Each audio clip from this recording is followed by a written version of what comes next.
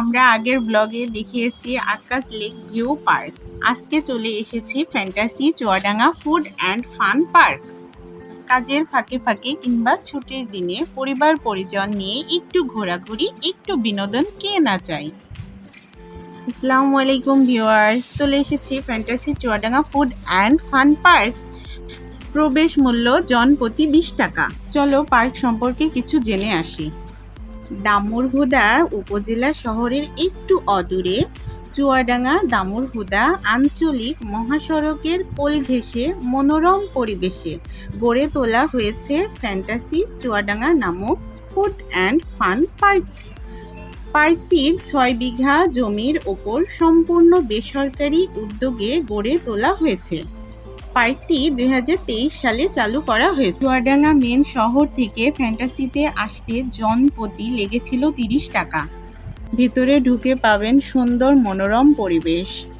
শিশুদের জন্য রয়েছে বিনোদনমূলক সামগ্রী। বাচ্চাদের বিনোদন দিতে চলে আসতে পারেন চুয়াডাঙ্গা ফ্যান্টাসি। ভুতুড়ে অনুভূতি নিতে চলে আসতে পারেন ভূতের বাড়ি। সম্পূর্ণ পার্কটি জুড়ে রয়েছে সবুজের সমারোহ। ঢুকে একটু সামনে গিয়ে বাম পাশে একটি পুল। পুলের চারপাশে ছিল গাছে ঘেরা। বসার জন্য রয়েছে সুন্দর পরিবেশ। ফ্যামিলি নিয়ে এসে সুন্দর সময় কাটাতে পারেন। তো সবাই দেখতে থাকুন ভেতরের পরিবেশ।